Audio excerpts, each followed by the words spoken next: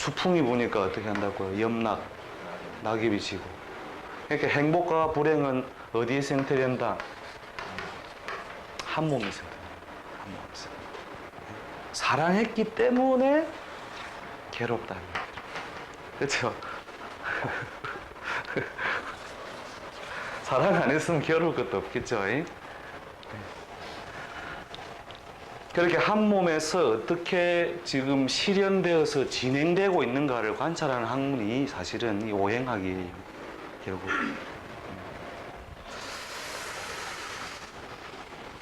자, 그런데 사주학은 어떻게 해요? 오행적인 논리를 통하여 관찰해야 되지만 철저히 뭐예요? 간지 논리에 의해서 더 우선적으로 처리되어야 된다는 거죠.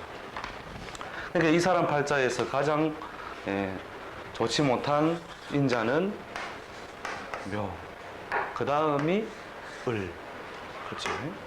그 다음이 사유축을 방해하는 해, 미, 이렇게 보는 거예요.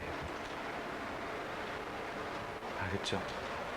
그 해는 오행적으로 보면 수니까 대충 금수가 좋으니까 안 좋습니까? 근데 좋기는 좋은데 억수로 고생하면 좋다니까요.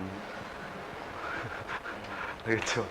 돈을 따묻는데 밤새 아파가 따묻는 게 있고 뒷판에 말이에요. 뒷판에 그냥 괜히 잠 일찍 자고 뭐 너희끼리 고스톱 철학하고 뒷판에 일나가지고 맨 막판 설거지판 할 때 똘똘마리판 할 때에 그때 매판 은기가 그냥 싹 다 따먹는 게 있고 그러니까 벌어도 성공을 하되 어떻게 고생해가 한다는 거예요. 지금 그러면 유가만 아니고 다른 글자라면 저 나쁜 글자가 해가 안 되죠. 그렇죠. 바로. 그래서 오행적으로는 이것이 희신인데 오행적으로 좋단 말이에요. 분명히 좋은데 계해대운도 좋았겠냐 이거죠. 근데 이 계해대운의 발복을 큰 발복이라 쓰지 않고 여기에 발복을 써놨다는 거예요. 뭐냐? 고생하면서 따먹다는 거예요. 고생하면서. 알겠죠? 그래서 똑같이 오행적 희기를 수로 봐서는 안 되고 뭐로 해요? 해운에 어떻고 자운에 어떻다라고 다 다르게 해석해 줘야 된다는 거예요. 그래야 정확하게 맞는 거예요.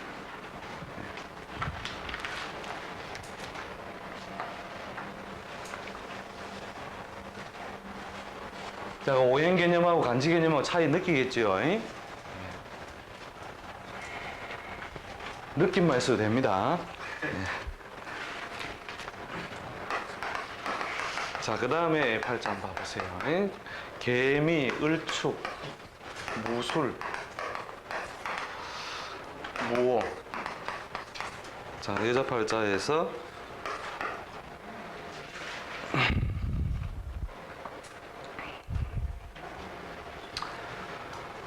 대운이 흘러가는 거 봐볼까? 여자니까 을축 다음에 뭐죠? 병인, 정묘, 무진 이렇게 해가지고 기사, 경호, 신미, 임신 이렇게 흘러간다는 거죠. 병인, 정묘, 무진, 기사, 경호, 신미, 임신 이렇게 흘러가는데 팔자의 관성은 어느 게 관성이죠? 을목이 관성이 되죠. 그죠? 을목이 관성인데 을목이 어디 위에 앉아 있어요? 축에 앉아 있죠. 그럼 을목은 살아있는 나무다, 죽은 나무다.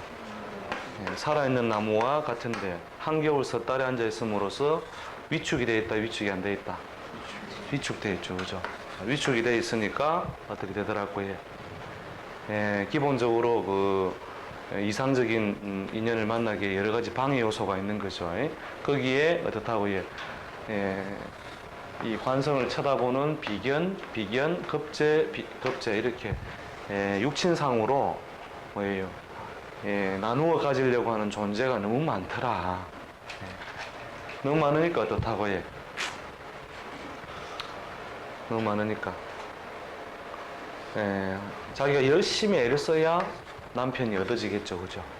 그런데 병인정묘는 애석하게도 소년 유년에 지나가 버렸고 목이 세력을 가지는 임묘진 봄에 봄에 지나가 버렸고, 그 다음에 사오미 남방운에 을목이 움직이긴 움직이죠, 그죠? 남방 불기운이 들어오니까 을목이 활발히 움직이는데, 이 경호대운쯤에 어디라고 해요? 을목은 어디에 장생? 어저께 수업 들어보신 분은 뭡니까? 어디에? 요 경우는 이제 기본적으로는 뭐 경쟁 속인데, 결국 이 그림 보라 했죠, 이 그림. 이 그림이 뭐냐면, 내가 있는 환경, 그 다음에 배우자 요소인데, 배우자 요소가 어디에 시 영향을 많이 받는다 했죠. 그 시에 있는 인자와 인연이 되는데, 오생, 거기 보면 말띠 나오죠, 그죠? 47살에 말띠와 결혼해서는 결국 소실이나 다름없음. 그는 뭐예요? 관성을 애워싸고 있는 비겁이 너무 많으니까 서방을 빼앗아 먹으려고 하는 인자가 너무 강하다.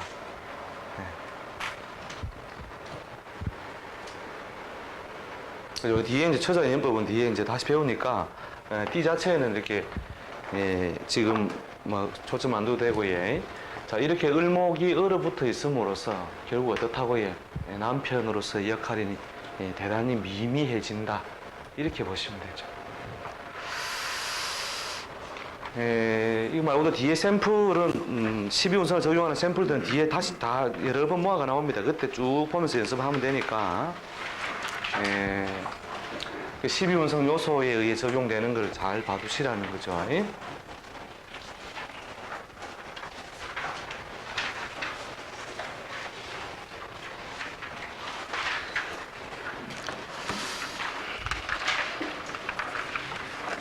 자, 그 다음에 이제 사주를 반학할 때 핵심 요소가 뭐냐는 건 봐보세요. 사주 해석을 해나갈 때 결국은 이 사주라는 것이 결국 음양의 뜻을 얻는다는 거거든요. 음양의 뜻. 그래서 음양이 조화를 부릴 때, 조화를 부린다는 것은 아까 했지만은 화하고 수하고가 서로 음양이라면, 음양이 어떻게 해요? 조화를 부릴 때에 뭐가 된다고 해? 만물이 생성돼 나간다는 거죠. 조화를 부릴 때. 그러면 사주 내에서의 짝은 뭐냐? 음양은 뭐냐? 사주 내에서 음양은 뭐냐면 나하고 재관이라는 거죠. 재관. 자기와 재관이라는 것이, 내가 목이라면 재는 토가 될 것이고 관은 금이 되는데, 요 글자가 자체가 뭐예요? 크게 음양, 반대편이라는 거죠. 반대편. 이 반대편끼리 뭐가 되느냐? 짝이 되느냐예요. 짝이 되느냐. 짝 잘 봐놓으세요. 짝. 이 짝 잘못 만나면 고생문이 열린다 이 말이죠. 옛날에 뭐 초등학교 이렇게 가면 책상에 금 쫙 꺼가지고 지우개 넘어가면 지우개 뺏어보고, 있습니까? 연필 튕기고 뭐 잘라보고, 이게 짝을 그렇게 만나면 이런 험한 일도 당한다는 거죠. 이 짝과 결국은 조화력이 있느냐 없느냐예요. 사주학이라는 것 자체가. 그것이 어떤 형태로? 간지 형태로, 오행 형태로, 육친 형태로 짝을 잘 이루고 있느냐는 거예요. 그래서 짝을 잘 이루는 데 있어서 우선순위가 남자의 경우, 여자의 경우에 이제 차이를 적어놓은 거죠. 자, 남자의 경우에는 뭐라고 해? 재물과 처의 인자와, 인자가 기본적으로 드러나 있느냐 또는 조화력이 있느냐거든요. 팔자 간지에 재성이 이미 있는데 오가 팔자에 드러나 있다면, 요 둘이는 기본적으로 뭐예요? 오행적으로 수에 속하고 화에 속하고, 육친적으로 어떻게 들어가요? 육친적으로 볼 때는 정제가 되죠. 정제. 오가 정제. 정제가 팔자에 드러냈다는 것은 다른 글자가 어떤 인자든 간에 상관없이 나와 짝을 이루는 인자가 드러나 있다는 거예요. 그래서 이 짝을 이루는 인자와 조화력을 주변에서 도와주느냐 덜 도와주느냐인데, 아무튼 짝을 이루어주는 인자가 드러나 있다는 것만으로도 어떻게 해요? 음양의 뜻을 얻었다, 이렇게 보는 거죠. 음양의 뜻을 얻었다. 그래서 그 팔자는 어떻다고 해요? 이 글자가 안정이 되어 있다면, 정제성이 안정이 되어 있다면, 안정됐다는 것은 주변의 글자가 오행적으로 도와주거나 또는 합의 요소로 상승시켜 줄 때 그 사람은 반드시 어떤 명이라고요? 양명. 좋은 팔자다는 거죠. 예. 식신이 쟤를 도와준다는 거죠. 식신이 쟤를 도와줘서 안정돼 있죠, 그죠? 이런 모양은 무조건 좋은 명으로 본다는 거죠.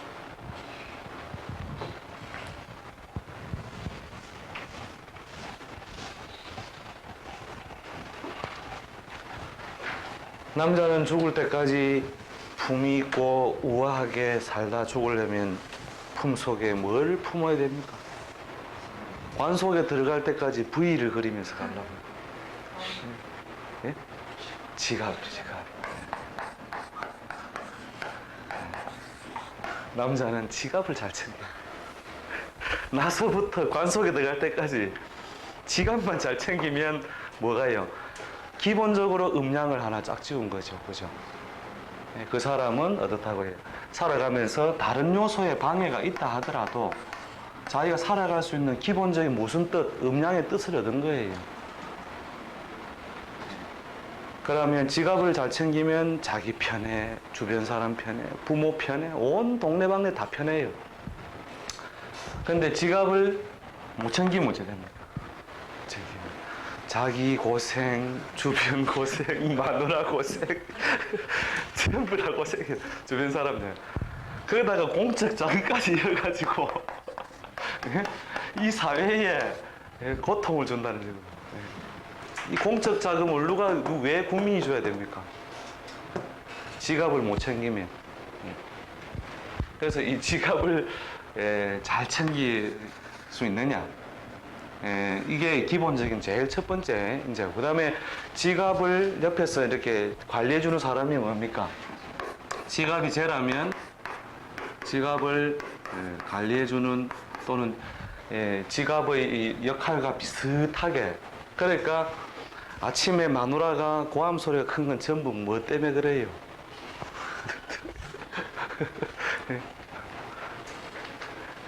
그래서 항상 이 지갑의 흐름대로 부인도 움직인다는 거예요.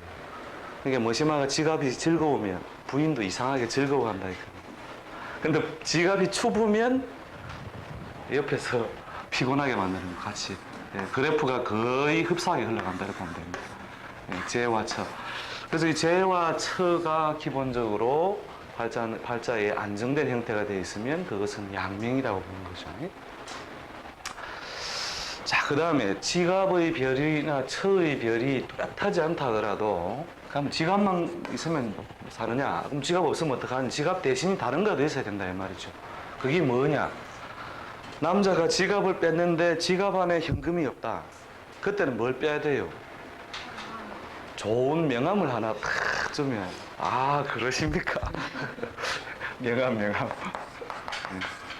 이 명함이란 말은 무슨 뜻이죠? 말 그대로 조직 사회든 관운이라는 거죠. 관운. 하다못해 그 안에서 유리창을 닦아도 기와집에서 근무합니다. 기와집에서 근무합니다. 청기와라고 하죠. 그게 명함이 뭐를 대용한다고요? 지갑을 대용하는 거예요. 명함이 지갑을 대용. 그러니까 지갑보다는 못하지만 지갑을 대용해서 명함이라도 똑바르면 즉 나하고 뭐하고의 관하고 조화력을 가지고 있느냐는 거예요. 관하고 조화력을 가지고 있으면 어떻다고 그 사람의 팔자는 대체로 양명 똑같이 대체로 양호한 운명에 속한다. 그럼 지갑도 없고 명함도 없다. 그 다음에는 뭐가 줘야 될까요? 이 관의 별과 관의 별이 육친적으로 실현된 것이 자식이에요. 자식. 나이든 영감님들이 계모임에 가가지고 또는 아줌마들이 계모임에 가가지고 제일 고함 큰 사람들은 자식이 잘 풀린 사람들이에요. 특히 여자들 흰머리 나기 시작할 때 있죠. 흰머리 나기 시작할 때 여자들 개모이면 막 고하면 제일 큰 사람들은 전부 다가 자식이 잘 돼요. 남자에서도 마찬가지로 이 관을 다시 육친적으로 대응해 주는 것이 자식이라.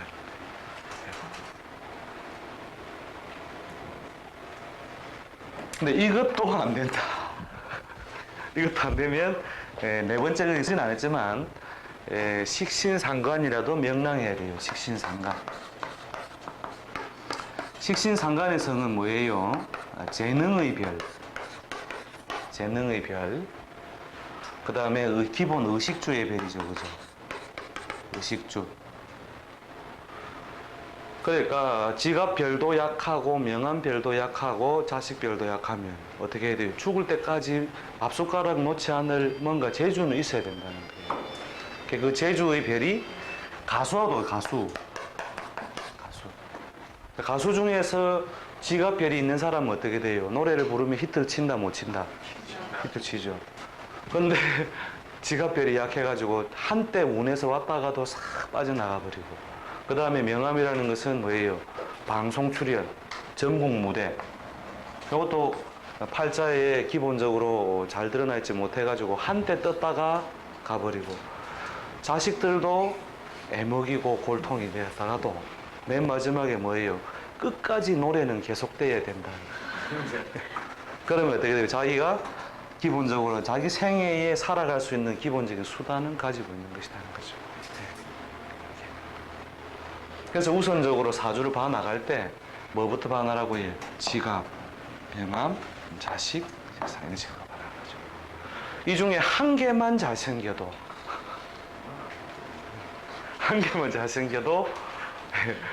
어느 골목에서든 힘을 쓴다.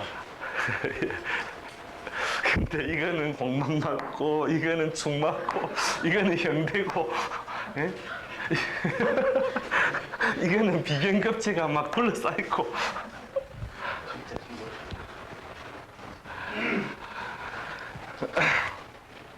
그래서 그 형태에 따라서 인생이 그대로 펼쳐지는 거예요. 짝은 뭐예요? 이것이 첫 번째 짝, 두 번째 짝, 세 번째 짝이라는 거죠.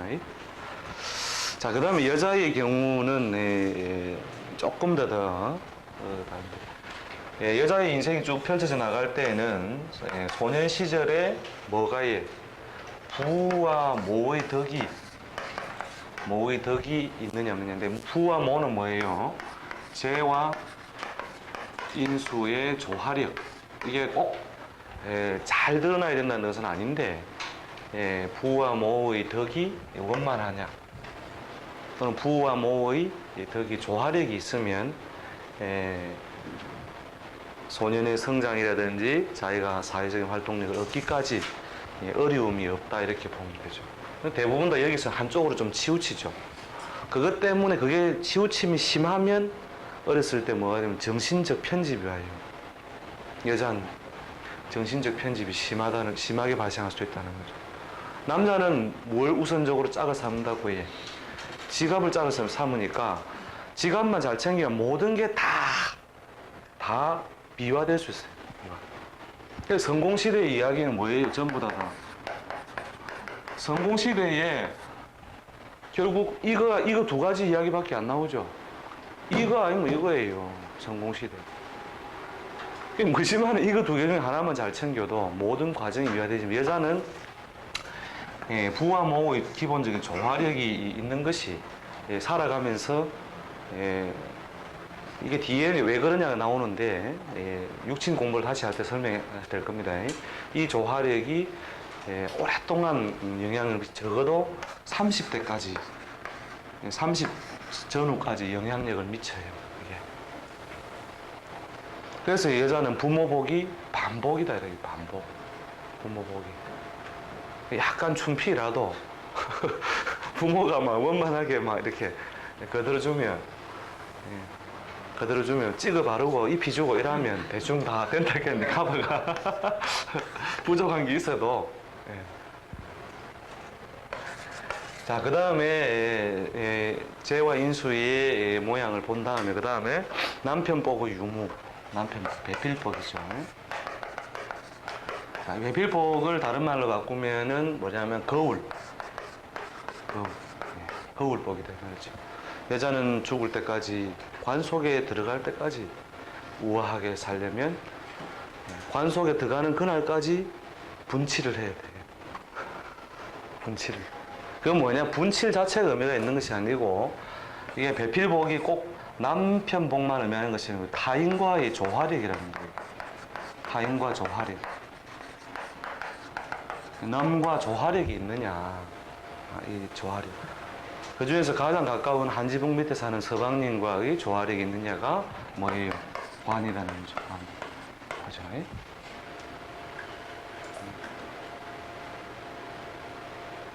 근데 이런 조화력이 약하면 어쩝니까?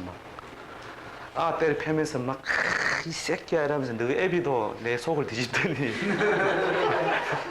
하면서 니 맞이도 내를 그러면 실합니다. 영등포 뒷골목을 가면서 제가 실화를 봤어요. 아를 뺏기가고 씻기면서 궁디를 때리면서 뭐라 하냐면 니 애비도 니처럼 속썩이네 니도 그러네 이러면서 이 배필복. 자, 그 다음에 자식덕. 이게 자식덕이 뭐예요? 육친적으로 식신상관이죠. 식신상관. 자, 위에서 재인했고 아버지 인수, 아버지 재성, 인수 모성, 그 다음에 관성 식상. 그죠? 그래서 자식이 대체로 유정하고 뭡니까? 사회적인 현달이 있느냐 없느냐. 그래서 뭡니까? 서방은 꼴도 보기 싫은데 내가 때문에 안 삽니까? 그 뭐냐면 식상이 예쁘니까 이거는 마음에 든다거든요. 이걸 생각하자니 어떻게 한다고 해? 거울을 버릴 수가 없고 그래서 이 식상의 반쯤 되는 짝의 어떤 요소가 되냐고요. 그러니까 식상은 어디에 있는 거죠? 나하고 물이 지어 있는 것쯤 되죠. 나하고 물이 지어 있는 거. 내가 목이라면 문턱쯤 돼요. 여기 문턱쯤. 그래서 이게 음양을 다 갖춘 건 아닌데 음양을 갖출 수 있는 인자로서의 어떤 일종의 보상이죠. 보상. 일종의 보상이니까 어떻다고 이렇게 재관 이게 약할 때에 그 다음에 식상. 그 다음에 이것조차도 조화력이 없을 때 뭐냐면 재성이 유력한 재물복이 했죠. 재물덕의 유무 일어났죠.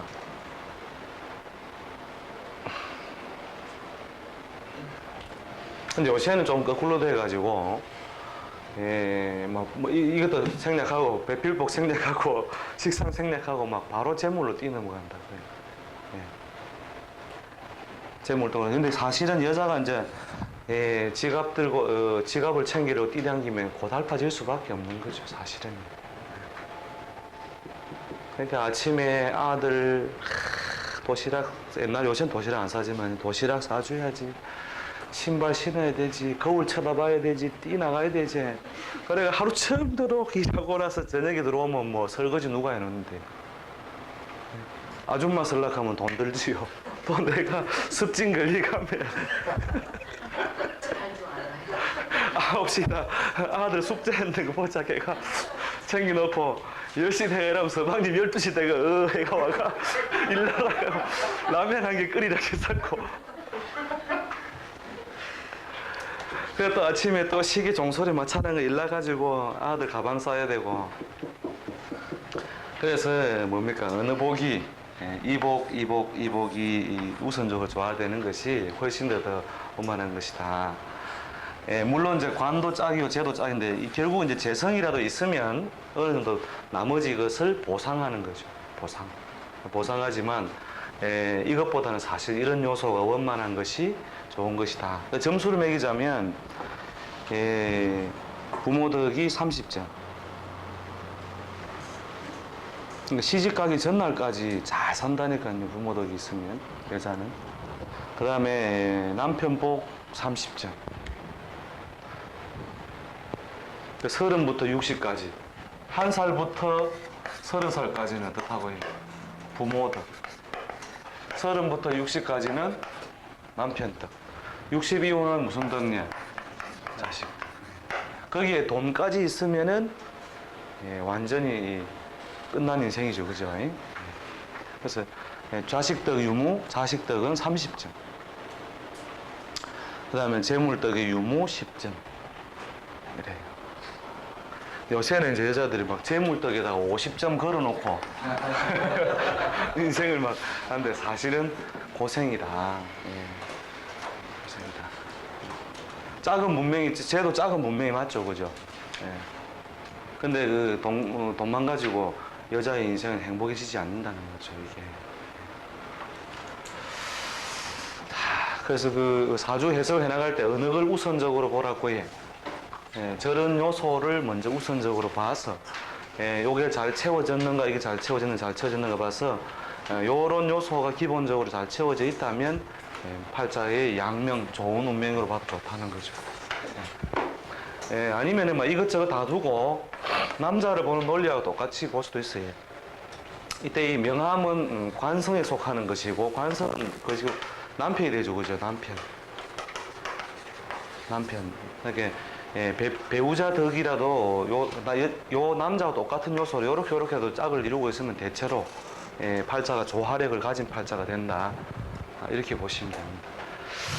그래서 요것만 차근차근 점검해 나가면 사주 해석이 굉장히 쉬워져요. 예, 사주 해석이 쉬워집니다.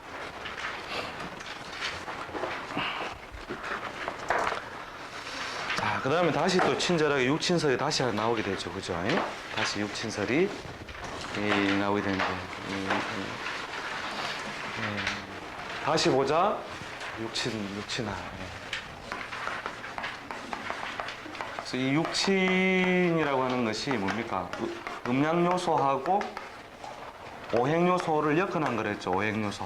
음양요소하고 오행요소를 엮어놓은 것이다. 그것이 갖는 일반적인 의미, 확장 해석, 이게 잘 되면 예, 사주 해석은 그렇게 어렵지 않다는 거죠. 자, 시기적으로 봐서 이제 바꿔 쓰는 육친의 논리를 한번 잘 봐보세요. 예, 전에 한번 다뤄본 건데 앞부분에서 그 좌표 논리 하면서 그 했었죠. 좌표하고 시기적으로 쪼개보는 방법에서 전부 다 했는데 다시 제가 그 눈에 더 이제 구체적으로 익히시라고 한 번 더 해놓은 겁니다. 자, 육친에서 비견, 소년기의 육친법 하는 거 봐보세요. 소년기의 육친법. 대체로 그 어려서부터 한 20살 전후까지 영향을 준 시기. 그러니까 이 시기는 뭐냐면, 팔자 내에 연에 있는 것도 마찬가지고, 월에 있는 요소도 참작하고, 예. 그 다음에 대운에 어떻다고, 예. 첫째 대운, 둘째 대운. 즉 연령적으로 약 20세 전후까지 영향을 주는 인자로 보고, 저때 나타난 비견급제는 뭐냐? 성장, 그 다음에